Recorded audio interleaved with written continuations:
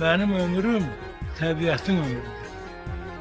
Damlasında, ümmanında yaşadım. Zirvələrin sıskində, sənində, yağışında, dumanında yaşadım. Sular kimi hey töküldüm çarxa mən. Boş gəlmədim 30'a mən, 40'a mən.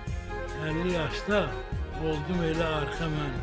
Ümidində, dumanında yaşadım. Dərd ürəkdə, əsrin yükü çiyində.